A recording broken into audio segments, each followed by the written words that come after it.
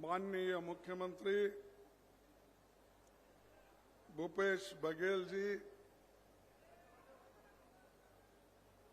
राज्य के प्रभारी कुमारी शैलजा जी, प्रदेश अध्यक्ष दीपक बैस जी, विधानसभा के अध्यक्ष श्री चरणदास महंत जी, उप मुख्यमंत्री श्री टी.एस. सिंहदेव जी, वरिष्ठ मंत्री श्री ताम्रध्वज साहू जी और इस मंच पे बैठे हुए सभी मंत्रीगण, एमपीज, एमएलएस, पीसीसी के सभी office bearers, DCC, BCC, youth, महिला, सभी संगठन के पदाधिकारी, मीडिया के मेरे साथियों, दोस्तों और यहाँ मौजूद इस सभा में सुनने के लिए जो आए हैं, उन सभी को मैं नमस्कार करते हुए और खासकर इस छत्तीसगढ़ को मैं अपने जीवन में ही नहीं, कांग्रेस के इतिहास में भूल नहीं सकते, क्योंकि आपने कांग्रेस का अध्यक्ष मुझे यहां से चुना, सिर्फ वोट ही नहीं डाला, लेकिन आपने सारे हिंदुस्तान के लोगों को यहां पर बुलाकर अपनी शक्ति और अपना जितना कुछ प्रदर्शन करना था वो सभी सारे देश के लोगों को आपने बताया। कांग्रेस यहाँ सिर्फ मजबूत नहीं, इतना मजबूत है, उस कांग्रेस के शक्ति को कोई तोड़ नहीं सकता, ऐसी छवि आपने बनाई है। और यहीं से मैं कांग्रेस अध्यक्ष के नाते बाहर निकला।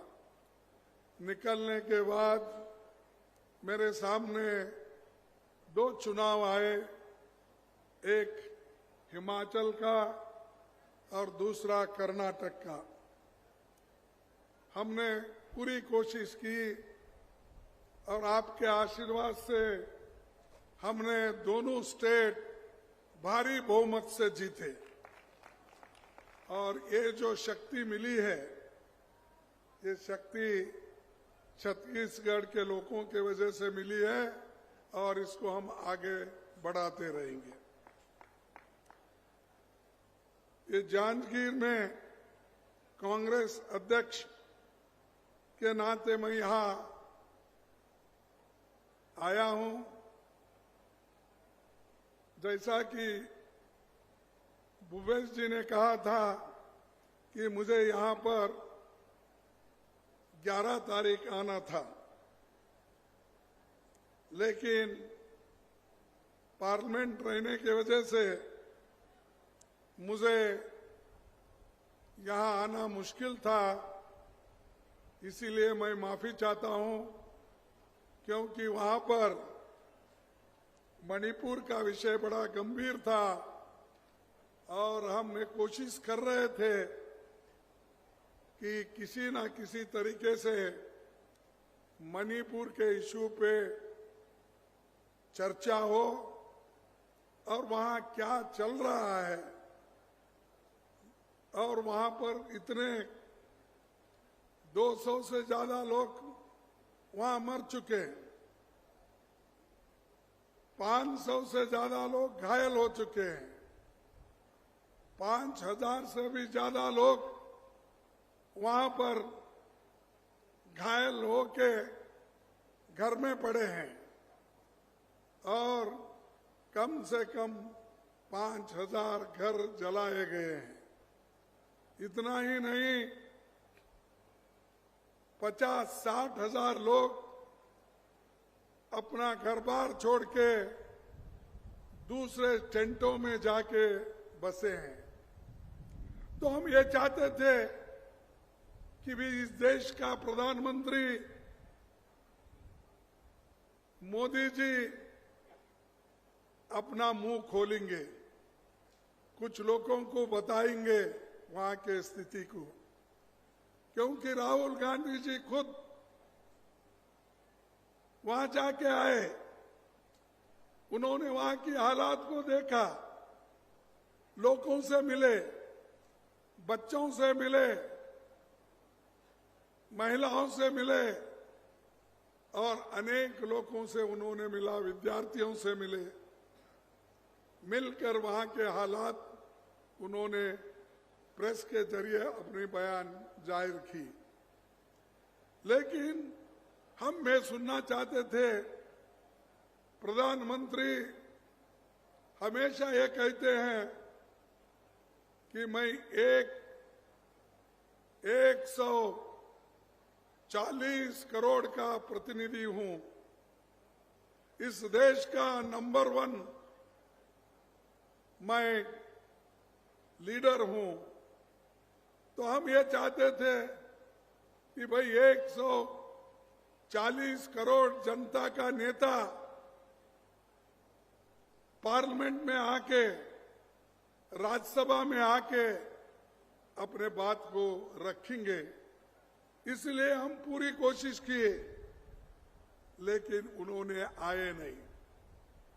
और जब वोट ऑफ नो कॉन्फिडेंस मजबूरी में हमको लाना पड़ा, क्योंकि हम ये चाहते थे कि वहां कितने लोग मर चुके हैं, दंगे कैसे हुए, किस किस का हाथ उसमें है, ये सारी चीजें जानने के लिए हमने बारीकी से कोशिश भी की, लेकिन उन्होंने अपना मौन नहीं तोड़ा, चुप्पी बैठ गए। और वो बाद में हमको बदनाम करने के लिए वो बोले कि हम चर्चा के लिए तैयार हैं, हमारे अमित भाई उसको उत्तर देंगे। अरे भाई, हम अमित भाई को नहीं पूछ रहे, हम मोदी जी को पूछ रहे हैं, तुम नंबर 1 हो, तुमको पूछ रहे हैं। बाकी के तो होम मिनिस्टर है, डिफेंस मिनिस्टर है, अलग अलग मंत्रीगण है, उससे हमारा वास्ता नहीं है, क्योंकि कैप्टन एक होता है। और जैसा कि यहां पर भूपेश भाई है और उसके मंत्रिमंडल के लोग हैं, वैसा ही प्रधानमंत्री है और उसके मंत्रिमंडल के लोग हैं। लेकिन सब आपके पास सीबीआई है, आपके पास सीआईडी है, और आपके पास ये जो इंटरनल सिक्योरिटी के एडवाइजर्स होते हैं, वो लोग भी आपको सारा इंफॉर्मेशन देते हैं। इसीलिए हम ये चाहते थे कि वो खुद आकर बयान करें, वो नहीं कर सके। इसीलिए राज्यसभा में हम जो कोशिश किए कि रूल 267 के तहत चर्चा हो, तो बहुत से लोगों को ये रूल 267 क्या है इसका अंदाजा नहीं रहता। लेकिन 267 और उन्होंने जो चर्चा करने के लिए तैयार हो गए थे, वो सिर्फ 176 में हो गए थे, यानी उसमें घंटा, 1.5 घंटा, 2.5 घंटा, इससे ज्यादा नहीं। लेकिन रूल 267 में यह होता है कि सारे मेंबर को बोलने का मौका मिलता है, और उसका उत्तर भी वो दे सकते हैं। इसीलिए हम ये चाहते थे कि वो इस पे वो स्वीकार करे, लेकिन उन्होंने नहीं किया। आखिरी में मोदी जी ने अपना उत्तर कैसा दिया? जब राहुल जी वहां पर अपनी बात रखे लोकसभा में, उस प्रश्न का जवाब तो उन्होंने नहीं दिया अपने तकरीर में, और जो राहुल जी खुद जाके आंखों देखी खबर वहां रख रहे थे, उसका भी जवाब उन्होंने नहीं दिया। हमारे पार्टी के, हमारे 26 पार्टी के लोग मिलके जो एक गठबंधन बनाए हैं, उन लोगों का भी जवाब उन्होंने नहीं दिया। उल्टा उन्होंने क्या किया?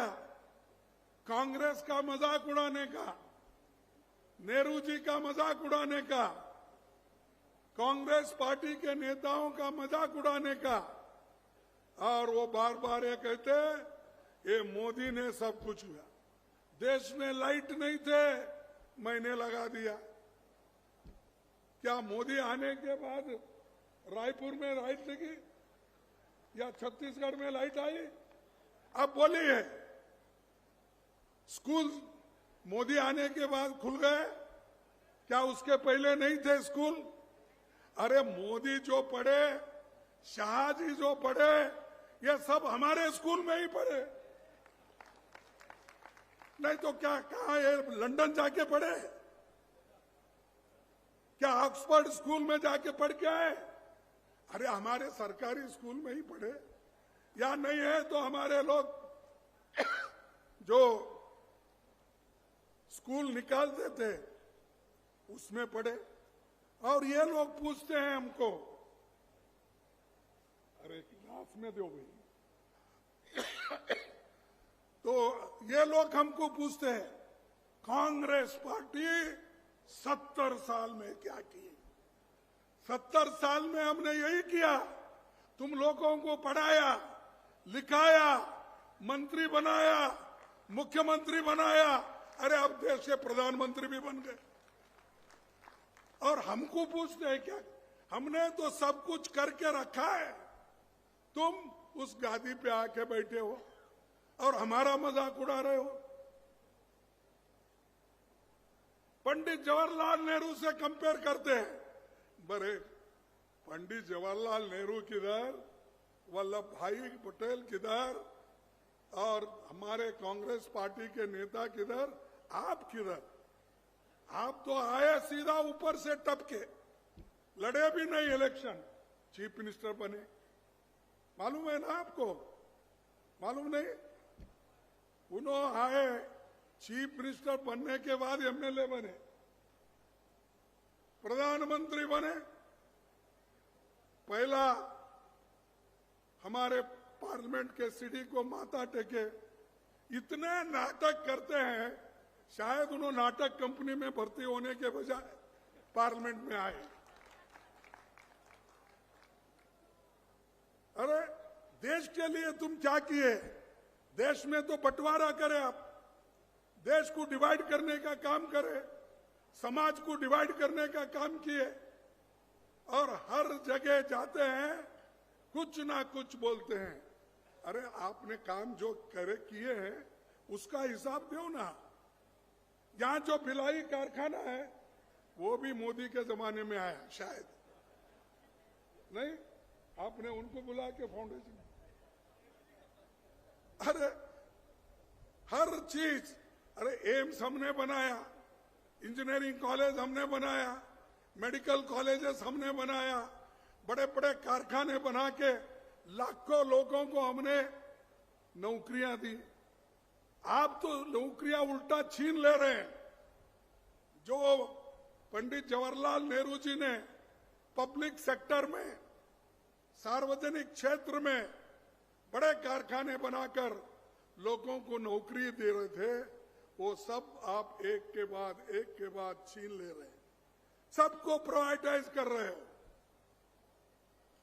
अदानी को, अंबानी को, और दूसरे लोग भी है।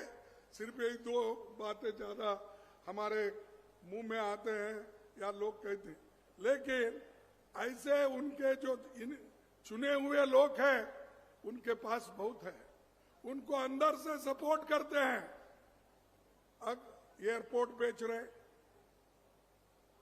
हाईवे बेच रहे, पोर्ट बेच रहे, हर चीज बेच रहे हैं, और हम जो बना के रखे बेच के खाने का काम ये बीजेपी वाले कर रहे हैं। और फिर बार बार हमको पूछते हैं। अब परसों मैं देखा एक अच्छी वहां पर रिहर्सल हो रही थी पार्लियामेंट में। मणिपुर में किसने बॉम्ब डाला? कांग्रेस ने डाला बोल के वो लोग बोलते थे। यानी प्राइम मिनिस्टर आवाज देते थे, पीछे के लोग जोर से पुकारते थे। अब हम ये पूछते हैं, भिलाई कारखाना किसने बनाया? बड़े बड़े जो हीराकुंड, भाखरा नानगल, बहुत से डैम किसने बनाया? अरे उन्होंने अपने आंग पे जो कपड़े पहनते हैं, बड़े बड़े कपड़े के कारखाने, टेक्सटाइल मिल्स पहले किसने बनाया? फिर तुम्हारा क्या है भी? कपड़े हमारे, पढ़ना हमारा, स्कूल हमारा, और छत्तीसगढ़ में तो ये तो राइस बॉल, क्या बोलते हैं, धान का कटोरा, धान का कटोरा ही नहीं, धान का भंडार है ये। और धान का भंडार किसने बनाया? फिर क्या ये 9 साल में ही पूरा छत्तीसगढ़ में बना है क्या? नो, ऐसी छोटी छोटी बातें पार्लियामेंट में कहकर लोगों को गुमराह करना।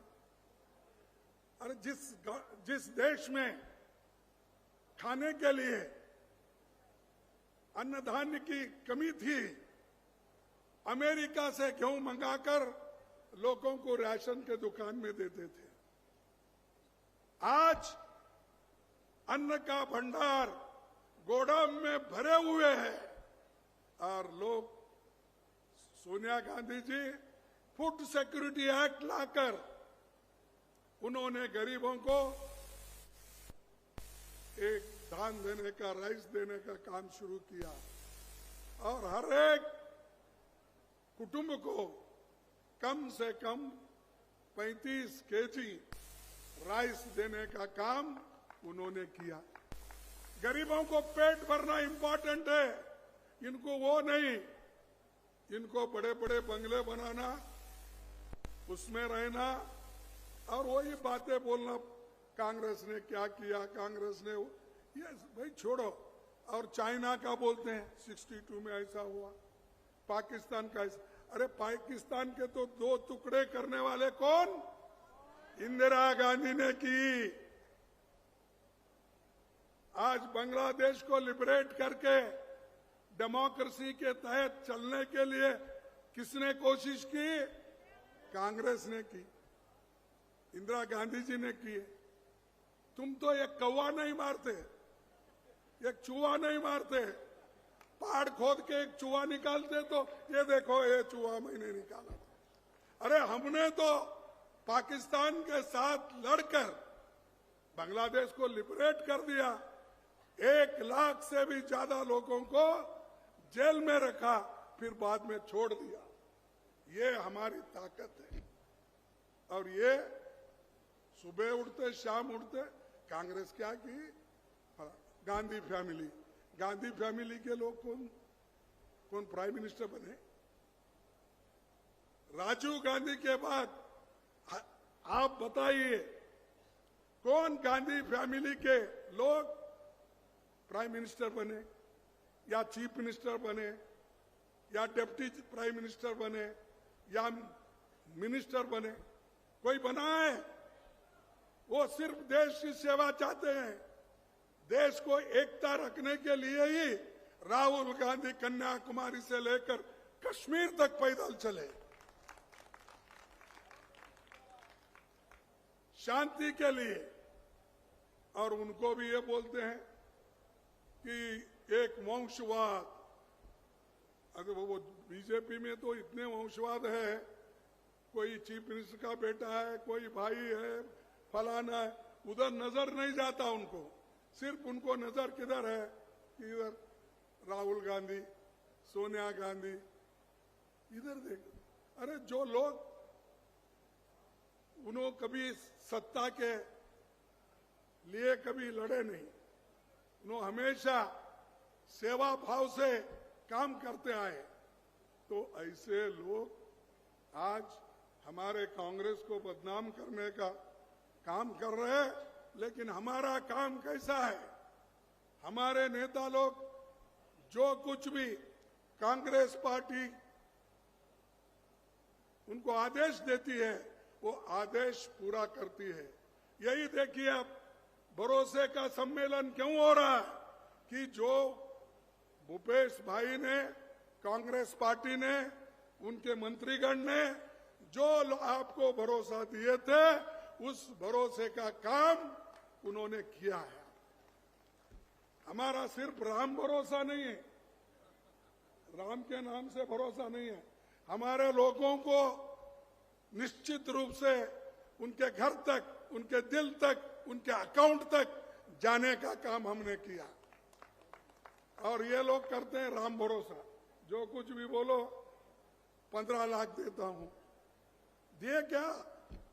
15 लाख हर घर को देता हूं। किसने बोला? मोदी ने बोला। छत्तीसगढ़ के मिला होगा, हाँ, छत्तीसगढ़ के लोगों को आपने दिलाया होगा, आप झूठ बोल रहे। हाँ, ये कैसा? क्योंकि या तो प्राइम मिनिस्टर झूठ होगा या नहीं तो आप, कहीं कोई ना कोई झूठ होगा ना भाई, नहीं तो आप लिए सो वाले झूठ बोल रहे। 2 करोड़ नौकरियां, 2 करोड़ नौकरियां हर साल देंगे।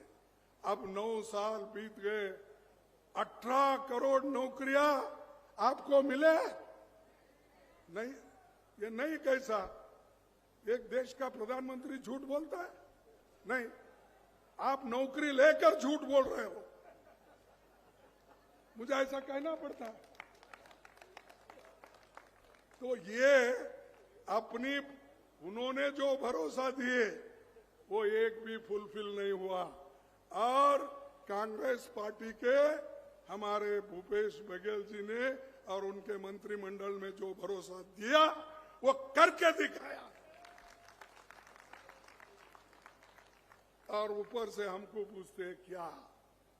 अरे जो कुछ किए हैं हमारे लोगों ने किया है। और आपको हमारा नाम, हमारा काम अगर लेने में कोई शर्म आती है तो छोड़ दो उसको आप, लेकिन लोग भूलेंगे नहीं। नेहरू जी ने क्या किया इस देश के लिए, कभी लोग भूलेंगे नहीं। गांधी जी इस देश को आजादी दिलाई, वो भूलेंगे नहीं। और गांधी जी के साथ क्या व्यवहार इन लोगों ने किया, ये सबको मालूम है। मैं किसी का नाम नहीं लेना चाहता हूं, लेकिन मजबूरन आप सबको मालूम है, मजबूरन हमको लेना भी पड़ता है। कभी लेंगे, उसका डरेंगे नहीं और डरने वाला भी नहीं मैं। खासकर हमारे जो भाई लोग हैं, ये अच्छा काम यहाँ पर हो रहा है और उनको भी जरा डर, इस बार भी हमारी कांग्रेस ही यहाँ पर जीतेगी ऐसा उनके लोग भी कह रहे हैं। उनको भी इस यहाँ पर बीजेपी जीतने का उनको कोई भरोसा दिख रहा नहीं। उसीलिए वो क्या कर रहे हैं कि किसी तरह से यहाँ के लोग चिढ़ जाए, यहाँ के मिनिस्टर चिढ़ जाए, डर जाए, या चीफ मिनिस्टर डर जाए, तो इसीलिए अरे ये तो डरते नहीं भाई, इनको क्या करना, लगा दो इनके पीछे ईडी, लगा दो इनके पीछे सीबीआई, लगा दो इनके पीछे और एक विजिलेंस। ये सब ये कर रहे हैं डराने के लिए, लेकिन कांग्रेस के लोग कितने मजबूत हैं, ये डरने वाले नहीं हैं। अरे हम तो आजादी, फांसी के फंदे पे चढ़ के आजादी लाए ना, हम ब्रिटिश को डरे नहीं, तुमको डरते, डरने वाले नहीं हैं। मेरे को और भी याद आता है, मेरा इधर रायपुर में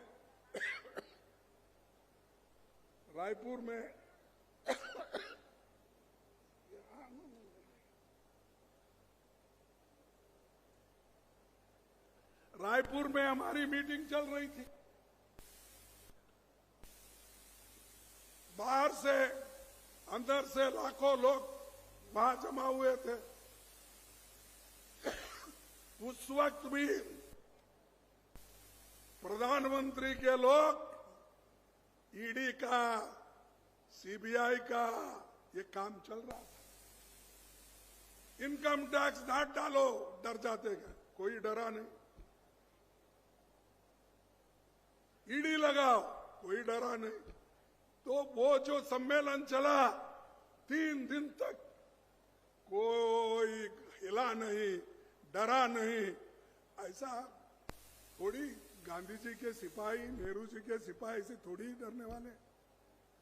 जो इंदिरा गांधी ने इस देश को एकता रखने के लिए अपनी कुर्बानी दी, राजीव गांधी दिए, वो लोग डरेंगे नहीं। तो मैं ज्यादा वक्त नहीं लेता, क्योंकि मेरे को थोड़ा खांसी हो गई है, क्योंकि ये पार्लियामेंट में हमेशा कभी ज्यादा बोलने से मुश्किल भी होता है, ऐसा एक बार। लेकिन यहाँ पर का मैं और एक विशेष करके ये कहूंगा कि ये जो अपना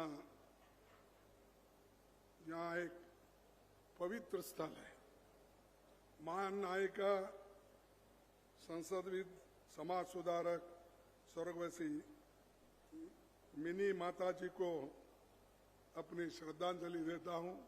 वो 52 से लगातार 70 तक एमपी रहे और समाज सेवा की, इसीलिए मैं उनको प्रणाम करता हूं।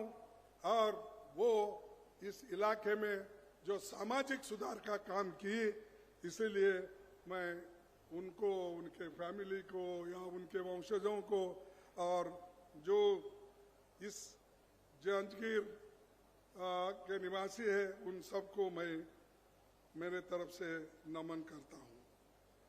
दूसरी बात यह है, लोकहित में जो हमारे पार्टी के लोग काम कर रहे हैं, ये बहुत बड़ा काम यहां हो रहा है। मैं समझता हूं ये जो कार्यक्रम छत्तीसगढ़ के मंत्रिमंडल ने दिया है, कांग्रेस ने दिया है, शायद भारत में किसी के सरकार, कोई स्टेट गवर्नमेंट इतनी नहीं दी। राशन लो, कपड़े लो, और यहां तक कि किसानों का कर्ज माफ, जो राहुल गांधी जी का एक सपना था, वो कहते थे उस वक्त अपना हर एक को इनकम होना, एक न्याय स्कीम। तो न्याय स्कीम को इन्होंने तो इम्प्लीमेंट कर ही दिया है, दूसरे जगह नहीं हुआ।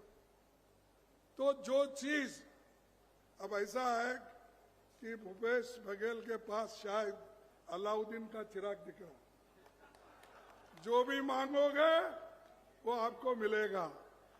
तो ऐसा अलाउद्दीन चिराग रख लेके वो बैठे हैं। छत्तीसगढ़ के लोग, खासकर गरीब लोग, किसान लोग, युवा, महिला, एसटी, एससी, सभी ने, सभी को कुछ ना कुछ दिया है। हमारे सभी जो वक्ता थे मंत्रिमंडल के, उन्होंने बताया, एक एक करके बताया, सबको कुछ ना कुछ मिला है, इसीलिए संतुष्ट है। यहाँ गड़बड़ी कम है जरा, इसीलिए ज्यादा गड़बड़ी नहीं है।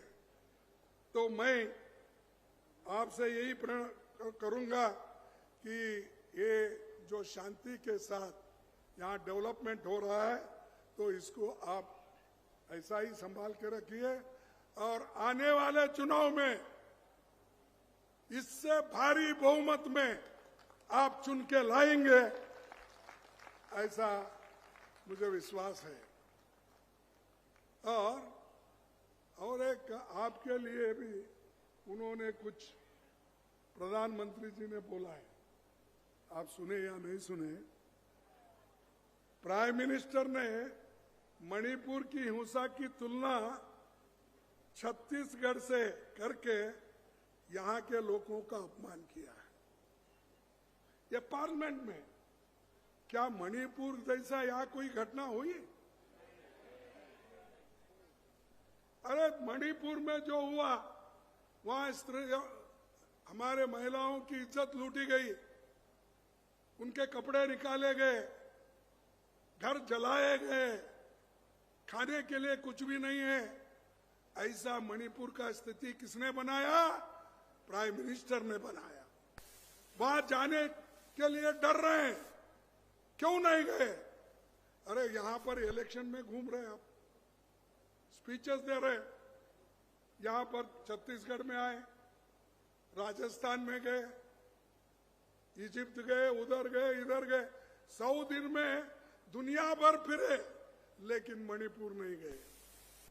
और ऐसा बताते हैं कि लोगों के प्रति मेरा बहुत प्यार है। यही प्यार हमारे साथ, शादी किसी के साथ, वो आरएसएस के साथ शादी उनकी, तो मोहब्बत तो हमारे साथ, शादी आरएसएस के साथ। ऐसे प्रधानमंत्री जी है। और ये प्रधानमंत्री जी हमेशा अब तुलना करते हैं छत्तीसगढ़ से। छत्तीसगढ़ इतना पीसफुल है, अच्छी सरकार है, यहाँ पर हर चीज की जो कहते हैं वो मुहैया करके दिए हैं। लेकिन ये बात पार्लियामेंट में बोल रहे हैं, तो आप देखिए ये लोग किस तरह से हमको नीचा दिखाने की कोशिश करते हैं। तो आखिरी में मैं ये कहूंगा कि जो सारी चीजें बहुत से, महंगाई है, महंगाई के बारे में इन्हें सोचते नहीं, एम्प्लॉयमेंट के बारे में सोचते नहीं, लोग भूखे मर रहे उसके बारे में सोचते नहीं। सिर्फ उनकी सोच एक ही है, फिर एक बार मैं कैसा चुन के आऊं। इसीलिए हर स्टेट घूम रहे हैं, हर जगह जा रहे हैं, ये उनका काम है। और दूसरा, ये बहुत से जगह अकाल गिरा है, ड्रॉट है, लोग भूखमरी से लोग बहुत तंग आए हैं। उनके बारे में उन्होंने कुछ नहीं बोला। लाखों शरणार्थी मणिपुर में रोजी रोटी का इंतजार कर रहे, इसके लिए उन्होंने कुछ इंतजाम नहीं किया। सोशल जस्टिस उनके पास नहीं है, सिर्फ वो जो बोलते हैं वही सही, दूसरों का सुनते नहीं। बैंकों, कोयला खनिजों को उन्होंने, हमने जो राष्ट्रीयकरण किया था, उन्होंने अब प्राइवेट को एक एक करके बेच रहे। ये सारी चीजें लोगों को तंग और तबाह करने की कोशिश वो कर रहे हैं। इसीलिए आपको सतर्क रहना है। आने वाले पार्लियामेंट चुनाव में आप एक होकर, एकजुट होकर कांग्रेस पार्टी को चुनेंगे और कांग्रेस पार्टी बहुमत से आने वाले चुनाव में, नहीं असेंबली में तो आएगा ही। मैं मेरा भी फिक्र कर रहा हूं भाई, मैं उनका तो फिक्र है, वो कैसा भी संभाल लिए हैं, इसीलिए तो वो भरोसे का सम्मेलन कर रहे हैं। मेरे पास भरोसे का सम्मेलन नहीं है ना, तो मैं तो कोशिश करके फिर पार्लियामेंट में जिताना है। मैं अगर जिताना है, इनके मदद के सिवाय मैं जिता नहीं सकता। जो यहाँ बैठे हुए लोग हैं, यही मुझे मेरी मदद करना है। तो इसीलिए पहले तो इनका है, तो ये लोग मेहनत करेंगे, करने वाले हैं। तो इसीलिए मुझे पूरा यकीन है कांग्रेस पार्टी फिर से सत्ता में यहाँ आएगी और बीजेपी को यहाँ कुछ नहीं मिलने वाला। 1-2-4 सीट मिले तो बहुत हो गए, पहले से ज्यादा अगर लिए तो 2-4 सीट ही बचते हैं। नहीं तो आप बोलेंगे खुश होकर तो हम इतना जीत रहे 1-2 दान में देंगे, ऐसा मत करो, वो बड़े खतरनाक होते हैं। तो ये बात है, इसीलिए हमको पार्लियामेंट इलेक्शन बड़ा भी महत्व है। असेंबली तो महत्व है ही है, पार्लियामेंट इसलिए महत्व है कि हमको देश के संविधान को बचाना है, इस देश के डेमोक्रेसी को बचाना है। इसीलिए हमको पूरे देश में काम करना है। अब हम मुंबई में और एक मीटिंग रखे हैं 31 और 1 को, वहाँ लोग फिर 26 पार्टी के लोग जुड़ेंगे और हम सब जनता को ये दिखाना है कि हम मिलके काम कर रहे हैं। और आगे आने वाले दिनों में तो कांग्रेस पार्टी और दूसरे पार्टियां मिलके बीजेपी को हराने की पूरी ताकत लगाएंगे। ऐसे में कहते हुए आपने बड़े शांति के साथ 2 शब्द हमारे सुने, इसीलिए मैं आप सबको धन्यवाद देता हूं। और आपके जो मेहनत करके इतना सब कुछ किया है और इतने लोगों को बुलाए, इतने कार्यक्रम है, मैं समझता हूँ 4,000-5,000 का तो हमारे चीफ मिनिस्टर ने फाउंडेशन